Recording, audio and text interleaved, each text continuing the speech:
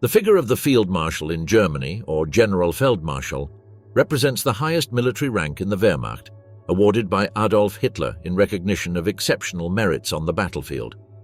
This title was granted only to a select group of generals during World War II, who commanded armies and decided the fate of millions. But after the fall of the Third Reich, the lives of these marshals became dark and complex.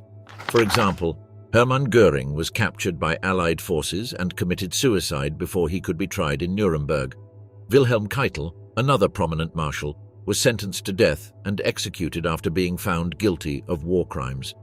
In contrast, Erwin Rommel, known as the Desert Fox, was forced to choose between suicide or facing a trial that would dishonor his family. He chose a dignified death, leaving behind a legend that still endures. These were some of the most well-known figures, but there are other equally intriguing cases. Walter von Brauchitsch, for instance, was one of the most resonant names in the Wehrmacht. His life and military career began to fall apart as the end of the war approached. By late 1941, the major German defeat in the Battle of Moscow sealed his fate. An enraged Hitler dismissed him, blaming him for the failure of Operation Barbarossa. After his dismissal, the battlefield was no longer part of his life, but his personal struggle was just beginning. Brauchitsch had already suffered a heart attack earlier that year, an episode that exposed his fragile health, which deteriorated further under the relentless pressure of months of combat. His weak heart and constant mental exhaustion made each day increasingly difficult to bear. However, after being relegated to the background, Hitler took direct military command, and Brauchitsch was placed in reserve. His once iconic figure began to fade into the background of the war. He secluded himself in his residence near Berlin, watching from a distance as the conflict became increasingly hopeless for the German forces. The days of victory and expansion were fading away, and the reality of collapse was undeniable. His relationship with the Führer and the National Socialist Party remained tense. The loyalty he once showed to Hitler, the leader who had dismissed him in a fit of rage, marked much of his legacy.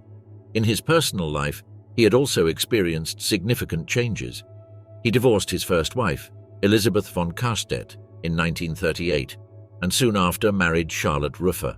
Despite his military achievements, his family ties were also marked by tensions, as some members of his family were involved in resistance movements against the Nazis.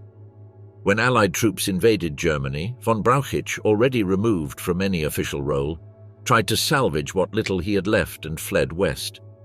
His health and strength were in ruins, but he also understood that the past would not allow him to remain hidden forever. Finally, in May 1945, just after the war ended, he was captured by British forces. After his capture, von Brauchitsch was taken to a prisoner of war camp in South Wales, where he awaited the start of his trial, like so many other leaders of the Nazi regime who faced charges of war crimes and atrocities committed under their command. The Nuremberg Trials were shaping up to be the grand stage where history would deliver its verdict, and Brauchitsch awaited his turn on the list of the accused. However, while he waited, his health continued to deteriorate alarmingly. The after-effects of his heart attack had become more severe, and the months in captivity only worsened his physical condition. During his time in the POW camp, the former field marshal found himself trapped in the slow agony of his worn-out body. Yet the judicial process that awaited him marked a somber close to a life dedicated to the military. Although it is said that in his last moments of consciousness, von Brauchitsch accepted his fate with resignation.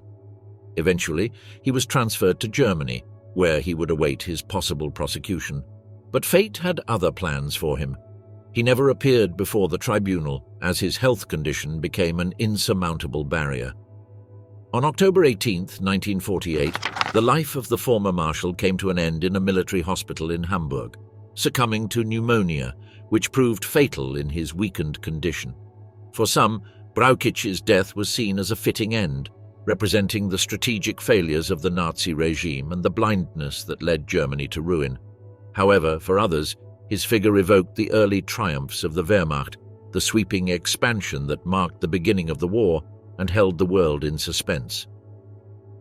Von Lieb and Leningrad, the siege that condemned a marshal.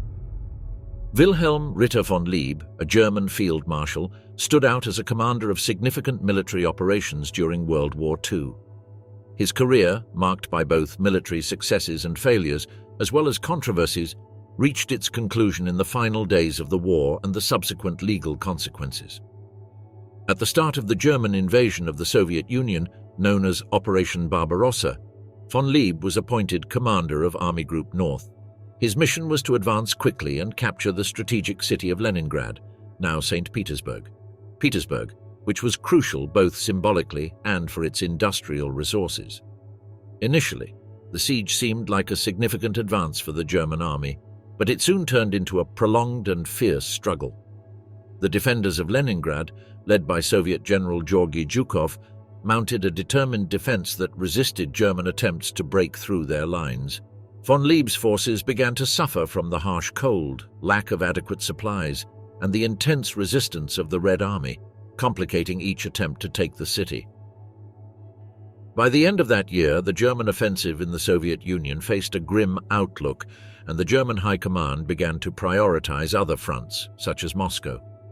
In December, Adolf Hitler ordered the suspension of offensive operations in Leningrad, opting to maintain a blockade around the city rather than risk more resources in an urban battle.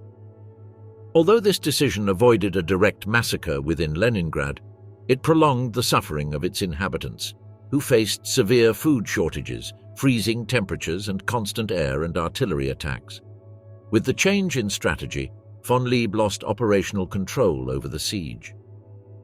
At the beginning of the following year, after multiple failed attempts to break Soviet defenses and mounting losses among his forces, he was relieved of his command. His removal was a bitter fall, and although he did not face immediate sanctions, the impact of his decisions during the siege would bring lasting consequences. After the war ended, von Lieb, like other high-ranking German army officers, was arrested by US occupation authorities. The Allied forces began an investigation into von Lieb's actions. In particular, the living conditions during the siege, which led to the deaths of over 1 million Soviet civilians due to food shortages and constant bombings, resulted in accusations of war crimes. Although von Lieb insisted that he had followed higher orders and that his objectives were strictly military, the devastation and suffering caused during the siege raised complex ethical and legal questions. The evidence presented against von Lieb included his responsibility in implementing the Barbarossa Decree, a directive issued to facilitate atrocities against Soviet civilians and prisoners of war.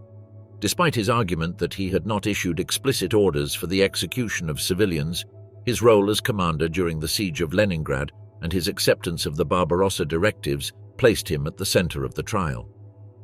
The court condemned von Lieb for his involvement in excessive acts of violence and the inhumane treatment of civilians during the siege, although his defense emphasized that he had not personally carried out these atrocities. The sentence was relatively light compared to other defendants: 3 years in prison, which were considered served due to the time he had spent in custody during the trial process. After his release, von Lieb lived a relatively quiet life in Bavaria, avoiding public or political involvement that could link him to Germany's wartime past, and his post-war life unfolded discreetly. Living in the Bavarian town of Füssen, his last years were marked by anonymity and what seemed to be a silent reflection on his role in a war that had radically transformed Europe. Wilhelm Ritter von Lieb died on April 29, 1956, in the city where he lived. His burial took place at the Waldfriedhof Sollen Cemetery, where his remains rest far from the public and media focus that had marked his military career. His death passed with little notice, as time and distance had diminished interest in military figures like him, whose contributions, though significant in tactical terms, were marred by the moral and ethical controversies of their conduct during the war. Without glory or trial, the sad retirement of Rundstedt after the war. In September 1944, in an attempt to halt the Allies' advance on the Western Front, Hitler once again appointed Rundstedt as commander-in-chief in the West. In this role, he was nominally responsible for the Ardennes offensive, also known as the Battle of the Bulge. Although Rundstedt had significant reservations about the feasibility of this operation due to resource limitations and the Allies' military strength, he fulfilled his duty. However, Rundstedt felt increasingly powerless in his position, as his authority over the planning and execution of the offensive was virtually non-existent. he remarked that his only real power in this role was changing the guard at the door, which illustrated his limited influence over strategic decisions. Despite his warnings and reservations, the operation proceeded with devastating results for the German forces. By March 1945, Hitler decided to relieve Rundstedt of his command for the third and final time, leaving him on the sidelines in the final days of the conflict. After his dismissal, Rundstedt withdrew from military activity, spending his last days of the war in relative isolation. A few days before Germany's surrender, he was captured by US troops near Bad Tolz in Bavaria. Following this event, Rundstedt was handed over to British authorities, who decided to keep him in custody. During the early years of his detention, the Allies debated whether to bring him to trial for war crimes, especially due to his role in various military campaigns and his participation in the occupation of territories where atrocities were committed. However, unlike other high-ranking officers who were prosecuted, Rundstedt was not brought before the courts. By 1949, after a few years in custody, the British decided to release him due to his deteriorating health, ending any intentions of a trial against him. Rundstedt had aged rapidly and showed signs of fatigue, physical and emotional wear. Yet his release did not imply absolution. After his release, Gerd von Rundstedt moved to West Germany, where he began a modest life in Hanover-Klefeld. He spent his days in a small third-floor apartment located above a shoe store, a stark contrast to his former status as one of the most important military leaders of the Third Reich. Rundstedt also faced deep personal losses. During his years of detention and his early months of life in freedom, he suffered the deaths of both his wife and son, which deeply affected his spirits. The German defeat, along with the loss of his loved ones, plunged him into a bitter sadness. Furthermore, his physical decline and lack of an active role in the new German society made his last years pass in solitude and bitterness. Unlike many of his contemporaries who chose to write their memoirs, Rundstedt decided not to leave a written record of his experiences, instead maintaining a low profile and avoiding public exposure. He passed away on February 24, 1953, at the age of 77 in Hanover. The news of his death did not receive much attention given the change in Germany's political and military situation. Rundstedt's funeral, like his final years, was a modest ceremony, devoid of the pomp that had once surrounded his figure. There were no military honors, as West Germany did not yet have a formal army. Instead of a gun carriage, his coffin was transported in a simple horse-drawn cart, and the few former Wehrmacht officers who attended wore top hats instead of their military caps. The Reverend Ernst Strasser, who officiated the funeral service, spoke words that resonated with those present. "We are burying the last of the great Prussians," highlighting the disappearance of a generation of officers characterized by a rigid sense of duty and a strict discipline, representative of the old Prussian spirit. Balkans in flames, the relentless farewell of von Weichs. Maximilian von Weichs, a high-ranking German field marshal, spent the final years of World War II facing a series of critical challenges that ultimately marked the end of his military career and life. At the beginning of 1945, von Weichs was tasked with overseeing the retreat of German troops from Greece and Yugoslavia, countries occupied by Germany since the early years of the war. However, the outlook was grim for the Axis power. German forces suffered severe shortages of supplies and manpower, and the soldiers were exhausted after years of continuous fighting. With Allied forces advancing from multiple directions and Germany's imminent defeat, von Weichs' army was crumbling, and the forces he controlled in the Balkans became an easy target for local guerrilla groups, which had grown stronger and organized to exploit the occupiers' weakness. The retreat from Yugoslavia, one of the most significant events of this final phase, took place under extremely difficult conditions. Under constant attacks from partisans and with the pressure of advancing Soviet troops in the region, the German army lost much of its cohesion. Soldiers were scattered and poorly organized, with high losses in both men and equipment. Von Weichs, attempting to maintain control over his troops, was increasingly pressured, and by March of that year his leadership began to be questioned due to the chaotic situation of the retreating German forces.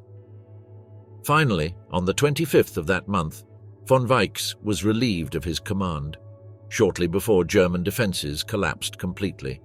With Germany's defeat and the collapse of the Third Reich, von Weichs was captured by US forces. Like many other high-ranking German officers, his record in the conflict raised suspicions of potential war crimes, especially due to his role in operations against partisans in the Balkans. This region had been the scene of brutal reprisals and extremely harsh control measures by German troops attempting to quell any civil resistance.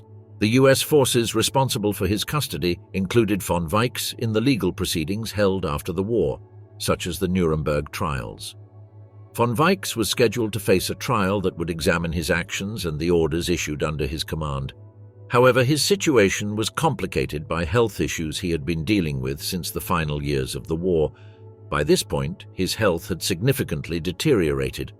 While in custody, he suffered from various complications, and due to his medical conditions, he was withdrawn from the judicial process before a verdict could be issued. This allowed him to avoid trial and any formal sentence. If the trial had been held, his legacy, like that of other high-ranking German officers of the time, would have been marked by the duality between his tactical skills and his responsibility in the brutal campaigns carried out in the Reich's name.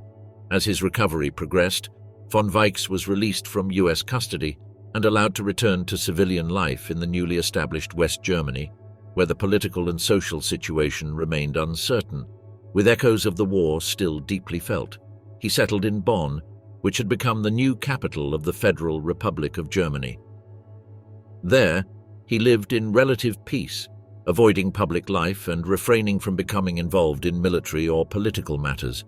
In his final years, he stayed out of debates on Germany's military past and avoided public exposure as much as possible, aware of the complexity and controversy surrounding his role during the conflict.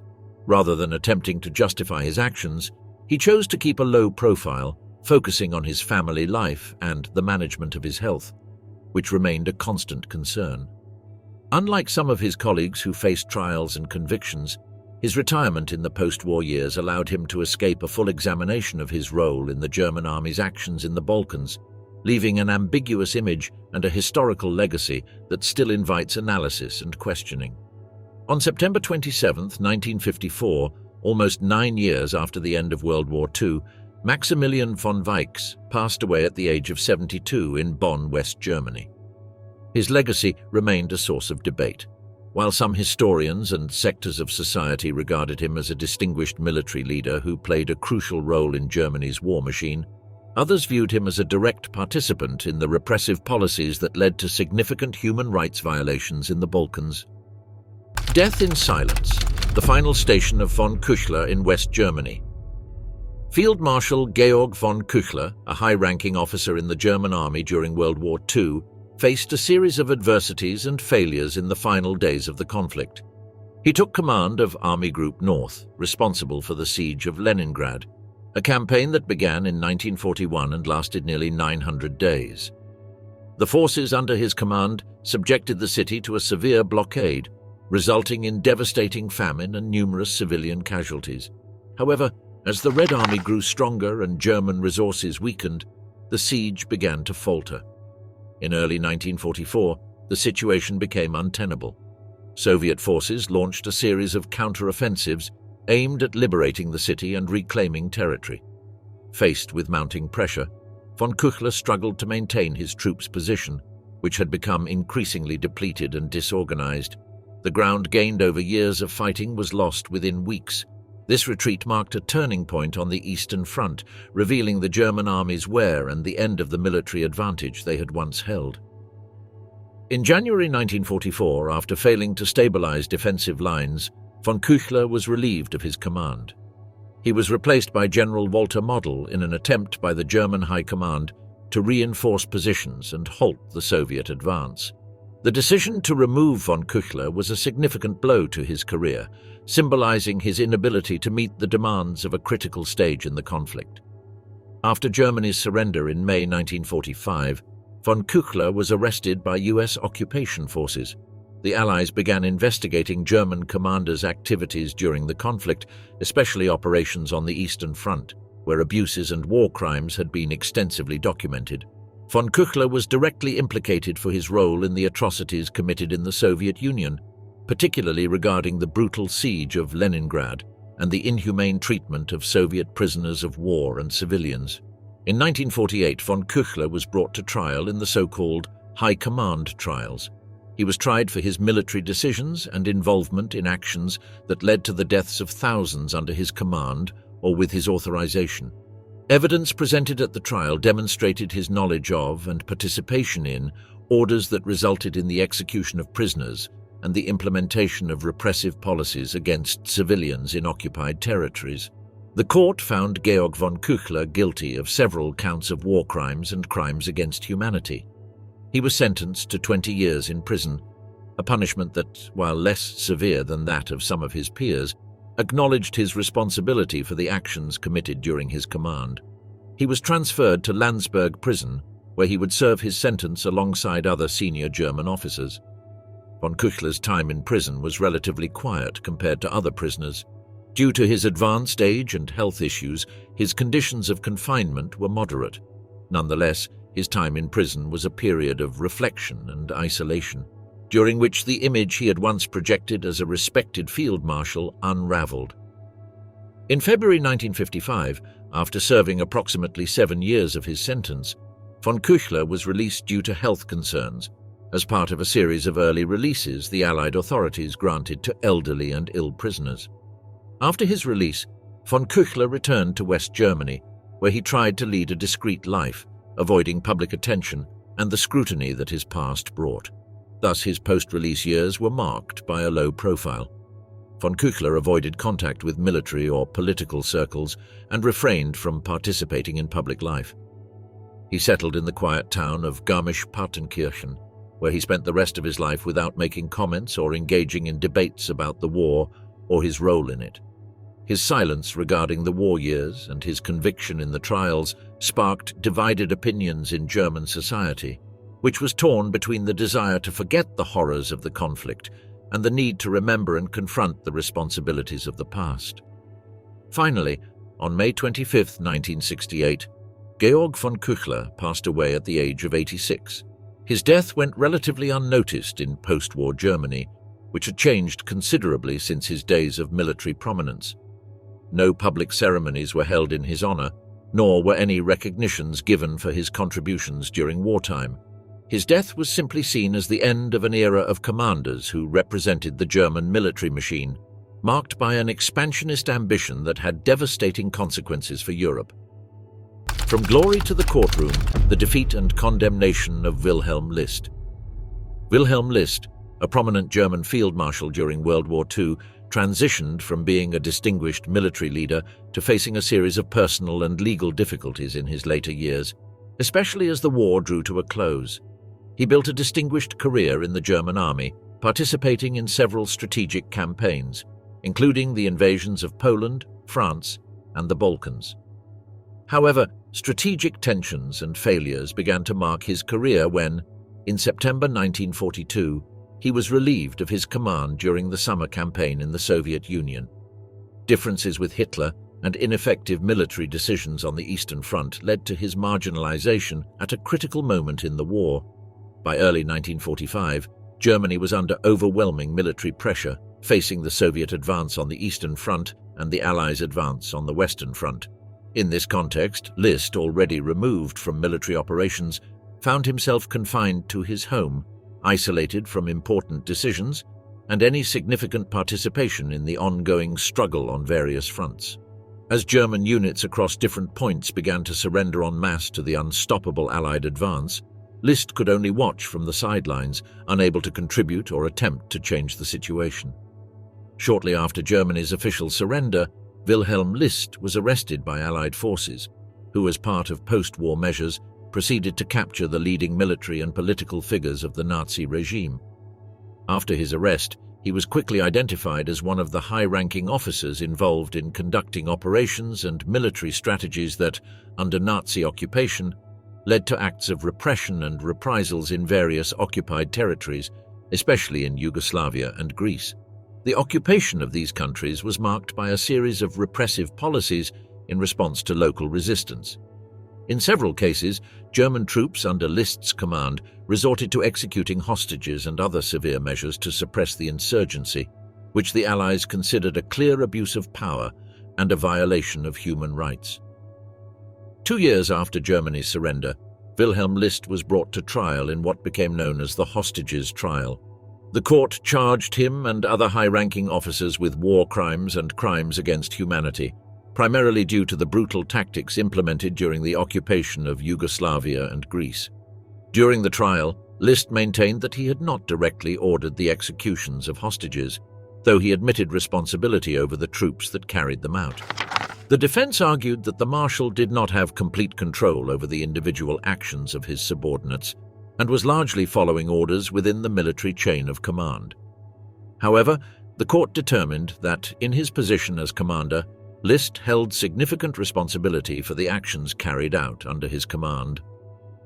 In February of the following year, he was sentenced to life imprisonment, a sentence that reflected the seriousness of the charges and the responsibility attributed to Nazi leaders for implementing repressive policies in occupied territories.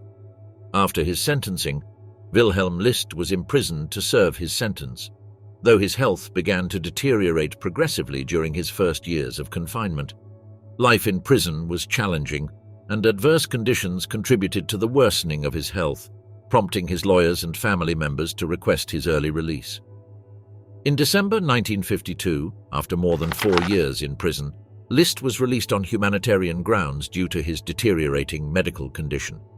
His release did not rehabilitate his image. Despite criticism and controversy, he remained inevitably associated with the crimes of the Nazi regime. After his release, Wilhelm List withdrew from public life and adopted a low profile, opting not to engage in military or political activities. He remained in Germany, living in relative tranquility and complete discretion, avoiding any form of prominence or public statements about his past. In the following years, his name remained associated with repressive policies and the nature of Nazi military occupations in the Balkans, leaving an indelible mark on the historical perception of his figure.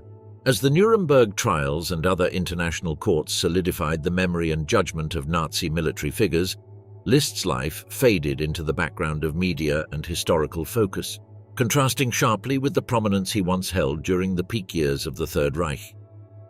His case was used in various academic and legal contexts as an example of military officers' responsibility for war crimes, and his figure became a reference point on command responsibility and the execution of orders in armed conflicts.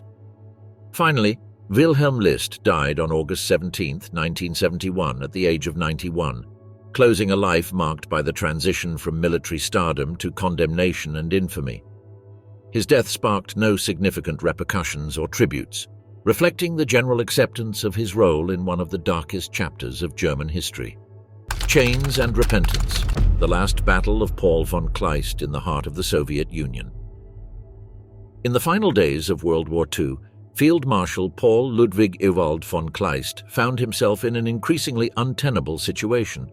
His skill in commanding armored units and his role in the swift invasions of Europe at the start of the war had earned him prestige and recognition in military circles. However, like many other high-ranking leaders of the Wehrmacht, his downfall was equally swift and final. With the Allied forces advancing in the west and the relentless pressure of the Red Army in the east, Kleist's leadership and his command of the 1st Panzer Army placed him at the center of a storm of fire that could no longer be contained. By May 1945, Germany's defeat was evident, and German troops began a disorderly retreat. Kleist, a seasoned and experienced commander, attempted to avoid capture by organizing a potential escape route, but on the 8th day of that month, Germany's official surrender came, and Kleist was finally captured by U.S. forces in the Bavarian town of Mitterfels. Kleist's capture was far from heroic. Allied troops found several packed suitcases among his belongings, suggesting that he had been planning his escape in case of defeat. This unsuccessful attempt to flee reflected the state of desperation among many Nazi high command figures at the time. In the first days of his capture, Kleist was subjected to interrogations by American officers. During these sessions, he openly criticized Adolf Hitler, blaming him for Germany's defeat and questioning the strategic decisions that had led Germany to the brink of destruction. According to Kleist, One of the factors that sealed the Third Reich's fate was the Allies' air power, which devastated German cities, infrastructure, and supply lines. Nevertheless, Kleist's captivity under US custody was brief. As the Allies decided their plans for the trial and punishment of Nazi officials, Kleist was transferred to Yugoslavia, where authorities accused him of war crimes in connection with the German occupation. 3 years later, a Yugoslav court sentenced him to 15 years in prison, finding him guilty of repression and abuses committed under his command during military operations in the Balkans. Although Kleist attempted to defend himself, arguing that he had not directly ordered criminal acts, the court held him responsible for the crimes committed by his troops in occupied territories. After the sentence in Yugoslavia, Kleist was extradited once more, this time to the Soviet Union, where he was expected to face another trial, given that the Red Army had suffered heavily from the offensives he had led during the early stages of Operation Barbarossa. This time, Kleist's situation worsened, as the Soviets did not hesitate to impose an exemplary punishment on a man who had led forces that advanced brutally into their lands. In a Soviet court, Kleist was sentenced to 25 years in prison for war crimes, a sentence that, in practice, would be a life term due to his advanced age and the harsh conditions of his imprisonment. Locked in Vladimir Central Prison, one of the harshest in the Soviet Union, Kleist faced a bleak fate. Conditions there were extremely harsh, and Kleist, already over 70 years old, began to deteriorate rapidly. The prison was primarily intended for political and war prisoners, with a reputation feared for its confinement conditions and lack of adequate medical care. The long years of war and his advanced age quickly took their toll, and his arteriosclerosis worsened significantly, causing him constant pain and physical limitations. During his imprisonment, Kleist maintained an attitude of resignation, but also disbelief. In conversations with other prisoners, he is said to have defended his role in the war as merely fulfilling his military duty, arguing that he had always adhered to the norms and codes of war. However, his statements were met with skepticism, as the orders he executed and his offensive tactics had resulted in countless civilian casualties and the suffering of millions, especially on the Eastern Front. The last years of Kleist's life were a blend of illness, isolation, and the crushing reality of a life dedicated to a regime now remembered with hatred and horror. On November 13, 1954, Paul Ludwig Ewald von Kleist died in Vladimir Prison near Moscow. Officially, the cause of death was heart failure, likely exacerbated by arteriosclerosis and the harsh living conditions in the prison. He was 73 at the time of his death, and his body was buried in an undisclosed location without ceremony or any recognition. For the Soviet government and much of the international community, Kleist was just another war criminal, a symbol of the horrors perpetrated during the German invasion of the Soviet Union. The Staff of Shame, the violent capture of Erhard Milch. Erhard Milch began to lose power and influence a year before the end of World War II. Initially, he held a high position as Secretary of State and as General Luftzeugmeister, making him the top official responsible for aircraft production. However, in June 1944, Hermann Göring stripped him of these strategic roles, reflecting the increasingly unstable hierarchy of the regime. Starting in August, he worked under Albert Speer in the armament staff, a position that, while carrying certain responsibilities, did not grant him the relevance or decision-making power he once held. In January of the following year, Milch was finally removed from his role as Inspector General of the Luftwaffe. In this position, his authority was limited, and his role became insignificant, symbolizing the loss of his influence. The situation worsened further in March when Milch was placed in the Führer Reserve, a sort of reserve for officers without active command. This status was essentially a military limbo for high-ranking officers with no operational duties, a measure often used for those who no longer had the regime's trust or usefulness. On May 4th, Milch's fate took a decisive turn when he was captured by British forces on the Baltic coast. With the German army on the brink of surrender, Milch had no escape or opportunity for influence in the final movements of the war. At the moment of his capture, he was taken to the command post of British Brigadier Derek Mills Roberts, who had witnessed the atrocities committed in concentration camps. In the presence of the British officer, Milch adopted an arrogant attitude and demanded to be treated with respect, a behavior that Mills-Roberts found insulting, given the magnitude of the crimes committed by the regime Milch had served. Mills-Roberts reacted decisively. In a fit of rage, the British officer struck Milch with his own field marshal's baton, causing serious injuries and skull fractures. Following this altercation, British soldiers stripped him of his belongings at gunpoint and transferred him to a detention camp reserved for high-ranking Nazi prisoners. The fall of the Nazi regime brought judicial processes for the leaders who had been captured. In 1947, Erhard Milch was tried by a U.S. military tribunal in one of the Nuremberg Trials, where he faced charges of war crimes and crimes against humanity. The charges against him included 3 counts: the use of slave labor and mistreatment of prisoners of war, medical experiments on concentration camp prisoners, and participation in inhumane policies against civilian populations. During the trial, the court found him guilty of the first 2 charges, acquitting him of the third, which related to medical experiments. The sentence was severe: life imprisonment, handed down on April 17th, which led him to serve his initial years in Rebdorf prison. However, the life sentence would not be final. 4 years later, John J. McCloy, the U.S. High Commissioner for Germany, reviewed his case as part of a review of sentences for several war criminals. Milch's sentence was commuted from life imprisonment to 15 years. This reduction was not without controversy, but was part of a broader trend of easing some sentences imposed during the Nuremberg Trials in the context of post-war political restructuring. Finally, in 1954, after serving approximately 7 years in prison, Erhard Milch was released on parole. After his release, Milch chose to lead a quiet and discreet life, staying out of the public eye. Unlike other officials and regime leaders who sought to justify their actions or write memoirs during their retirement, Milch kept a low profile, offering no public account of his version of events or attempting to reintegrate into post-war political life. Milch spent his remaining years in Germany. The effects of the war and his time in prison had turned him into a man far removed from the prestige and power he once held, though he achieved a free life, something many of his contemporaries did not. His death on January 25, 1972, in Düsseldorf closed his chapter in German history. He passed away at 79, in a society that had long moved past the shadow of the war and the regime he had helped build.